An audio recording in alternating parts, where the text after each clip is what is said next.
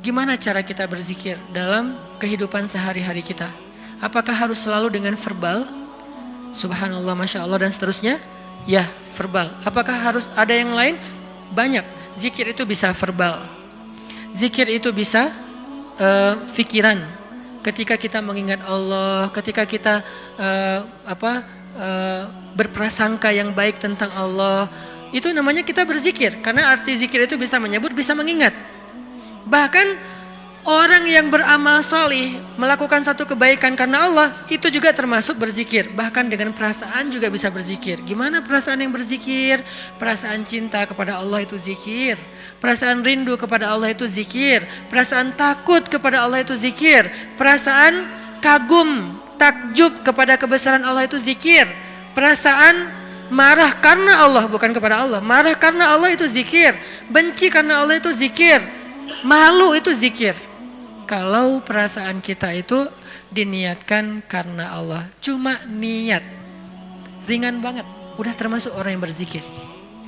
Cuman nih niat, cuman ingat, udah masuk orang yang berzikir. Orang yang wadzakirin Allah katsiran wadzakirat, orang yang mengingat Allah sebanyak-banyaknya. Ingat, kapan kita ingat Allah? Banyak dalam setiap adegan kehidupan kita. Dan mengingat Allah itu tematik, nggak harus selalu mengingat Allah dalam arti Allah. Oh ya, saya ingat Allah. Enggak, itu kurang tematik, kaku. Ingat Allah itu tematik. Kalau misalnya kita lagi sabar, ingat Allah, Allah Maha Penolong. Kalau kita lagi dalam masalah, kita ingat Allah, Allah Maha Penolong. Kalau kita dapat rezeki, ingat Allah, Allah Maha Baik. Kalau kita lagi sendiri, ingat Allah, Allah Maha Menemani. Kalau kita mentok dengan ujian kita ingat Allah, Allah Maha Memberi jalan keluar. Kalau kita merasa dikhianati, Allah Maha menghargai. Kalau kita merasa kehilangan, Allah Maha mengganti. Ingat Allah itu dalam tema-tema kehidupan kita yang banyak. Kalau kita bingung, Allah yang Maha memberi bimbingan dan petunjuk. Kalau kita kekurangan, Allah yang Maha memelihara. Ingat Allah, Allah kalau bahasa A, Allah apa? Lagi, Allah terus. Gimana sih? Allah dulu, Allah lagi, Allah terus. Ya gitu deh pokoknya. Allah dulu, Allah lagi, Allah terus. Semudah itu mengingat Allah. Jadi nggak perlu ribet. Kita nggak perlu mention Allah pakai underscore terus lupa di depannya ntar ketukar sama yang fake. Nggak gitu kan ya? Itu mah sosial media. Kalau kita nggak tahu dan nggak hafal akunnya, apalagi nggak follow, nggak akan dimunculin kan pas kita ngetik gitu kan?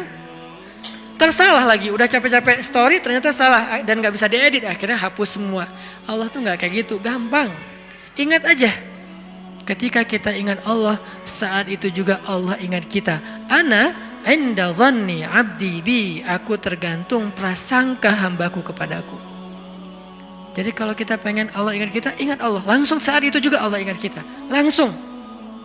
Sehingga ketika Nabi dan Abu Bakar terkurung di dalam gua Thur, Abu Bakar sempat lupa, manusiawi. Gara-gara khawatir terhadap keselamatan Nabi, Abu Bakar mengatakan, ya Rasulullah kita cuma berdua. Lupa, harusnya bertiga. Ya Rasulullah kita cuma berdua, ya Rasulullah kita cuma berdua. Musuh kita banyak, gimana ini? Nabi mengatakan, ma dhannuka bitsnain, Allahu thalithuhuma. Kenapa kamu pikir berdua ya Abu Bakar? Bukankah Allah yang ketiga? Baru kalau udah ingat Allah, la tahzan. Innallaha ma'ana. Udah gak usah khawatir Abu Bakar, Allah bersama kita. Ketika Nabi berprasangka Allah bersama kita, maka Allah persis seperti persangkanya bahwa Allah bersama mereka. Langsung Allah palingkan wajah musuh-musuhnya dari melihat ke bawah. Gak ngelihat ke bawah, ke semua arah dilihat kecuali ke bawah. Ngelihat ke atas, ada gak di tebing atas? Gak ada.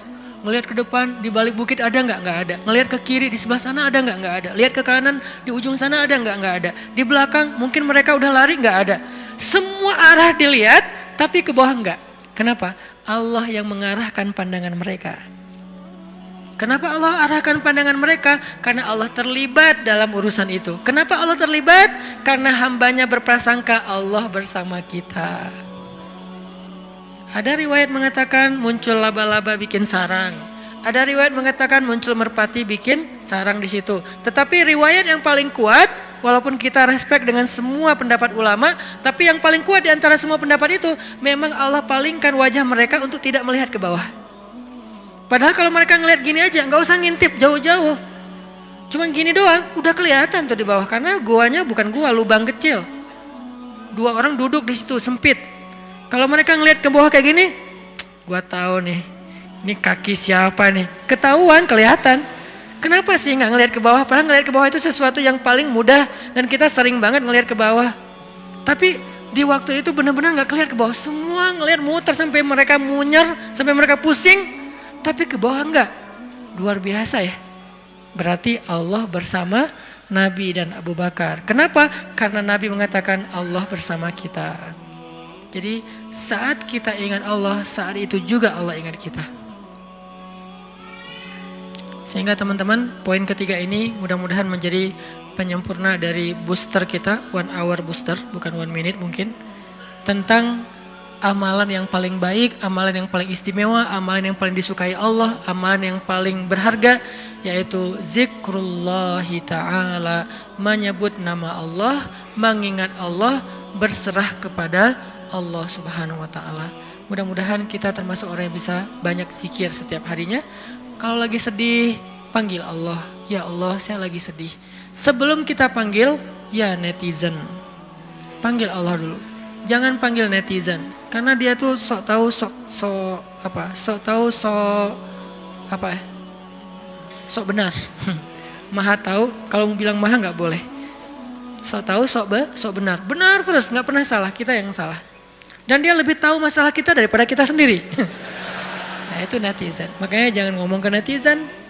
Jangan ngomong ke grup dulu, teman-teman, geng, aku lagi ada masalah nih. Sebelum ke yang lain, bahkan sebelum ke pasangan halal kalau kita udah punya pasangan, sebelum kita ke orang tua kalau kita masih punya orang tua, bilang, ya Allah, harus Allah dulu. Kenapa? Karena cuma Allah yang tahu jawabannya. Yang lain itu nggak tahu kalau Allah nggak ngasih tahu. Dia tuh nggak tahu, terbersit pun nggak di kepala dia kalau Allah nggak titip di kepala dia untuk kita. Jadi Allah dulu, ya Allah, saya lagi ada masalah. Ya Allah, hutang saya gede. Ya Allah, saya baru ditolak. Ya Allah, saya baru ditinggalin. Ya Allah, saya dimarahin. Ya Allah, ya Allah, ya Allah. Ya Allah, panggilan yang paling istimewa. Ya Allah, sebelum yang lainnya. Kita biasakan itu ya. Dalam kehidupan sehari-hari kita, ya Allah, ya Allah. Jadi kayak akrab gitu sama Allah. Mudah-mudahan dengan kita akrab, Allah juga sayang sama kita. Sehingga kalau kita lagi lemah, setan datang ngegodain kita untuk berbuat dosa, gak berkuasa, kita nolak hawa nafsu, Allah yang nyelamatin kita, bukan diri kita. Kenyataannya manusia itu dhaifa, lemah. Lalu datang setan ngegoda-godain kita kayak berat banget, gak mampu, Allah yang akan nolongin kita. Hampir tergelincir ke jurang neraka, Allah yang nyelamatin kita, narik kita. Hampir meninggalkan kewajiban, malas-malasan, Allah yang nguatin kita. Kalau Allah sayang sama kita. Mudah-mudahan mulai malam ini kita menjadi orang yang zakirunallaha katsiran wadzakirat. Orang yang mengingat Allah laki-laki dan perempuan dengan sebanyak-banyaknya. Sehingga kita mendapatkan semua yang Allah dan Rasulullah janjikan lewat ayat dan hadis-hadisnya.